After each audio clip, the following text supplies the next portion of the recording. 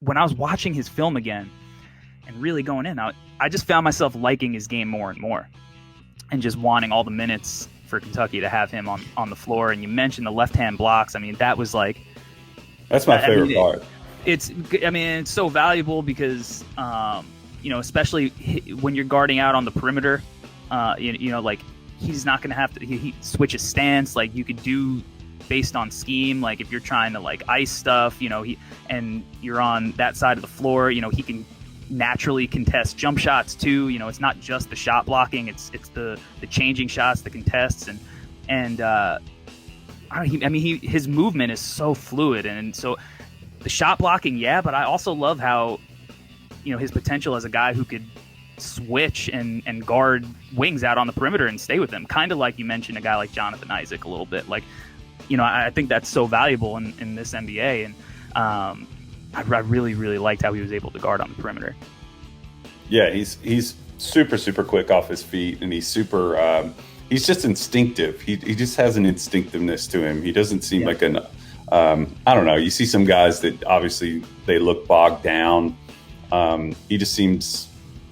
I don't know. Every time he was out there, just good things instinctively would happen with him, and I don't know. I felt really good about him, and.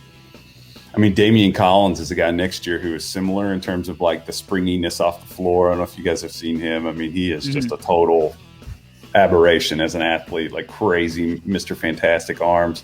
But yeah, Jackson, I'm not totally sure. I went on a thing like we were talking about on our pod. I guess it was 2 weeks ago. We were like, what has evolved for you in terms of your thinking about the draft? I'm like springy fours that are skinny. I'm like, I like them, but I almost wonder the question for me is that like in the short term, it always seems like a bumpy investment. And then by like the second contract, they become useful at places. I don't know, like Nerlens is a good example. It's like, it's taken Nerlens a little while. Even though the tools were there, the very easily recognizable things, it's kind of like the pieces that surround that and help you keep that talent on the court.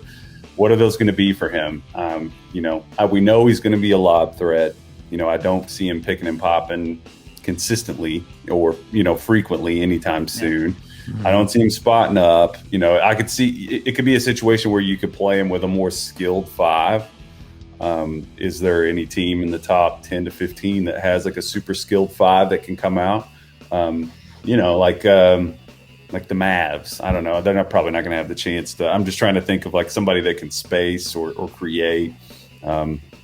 He could play in that situation, but yeah. So I like Jackson. I'm kind of contradictory on him, honestly, because I'm to that point now where I'm just like, in the short term, am I going to get the most out of this guy in the short term?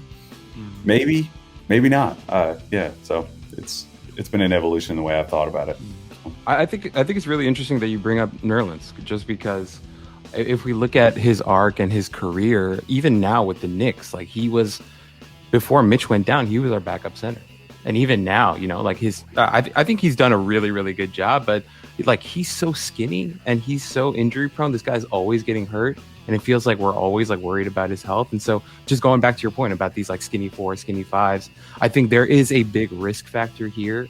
The one thing that I did like that you mentioned too, like I really like his energy, that like mother effer energy. He kind of reminds me of like Kenneth Faried in that way. Faried had that like mother effer energy, that manimal energy that I really like about Isaiah Jackson. But it's funny. It is like this weird conundrum that you're in with him, where you really like the stuff that you see, but then when you start thinking like long term, how you're going to play him, like, okay, if we put him on Phoenix and he's their second unit five, that's exciting, because right now they're playing. Who are they playing at their five right now? I'm trying to think. Kaminsky got some minutes the other night.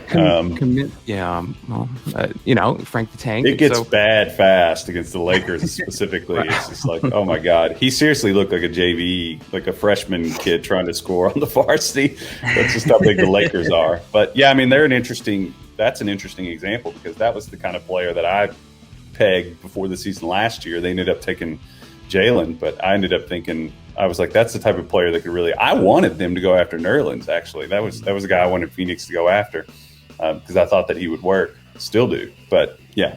Anyway, yeah, I agree. So I know we said, we think that he potentially could go top 10. Do you think that in this draft that he is a real legit top 10 guy, or is it just because after kind of Mobley, you start getting into the Isaiah Jackson, Şengün, maybe you're in the Kai camp, which I think is going to be something that maybe draft Twitter splinters into potentially. My early returns are probably not. Sharks is really big on Kai, and I'll text him and just be like, "You sure? You sure?" He's I think we're all on that. We're on your side. I just don't really. I don't know. It's just it's not striking me as something that I'm confident about. So yeah, I mean, I don't know. I'm really kind of torn on Isaiah for the reasons I said before. Just that, like, the short term, what am I going to get that out of you? Is it going to be worth it? Yeah, I mean, I guess, of course, comparing him back to Nerlens again, if you just compare, Nerlens was in an odd situation too, where, they had a log jam. They weren't really planning their roster for fit. They were just kind of planning, like, piling up assets. So I guess that's not necessarily the best comparison.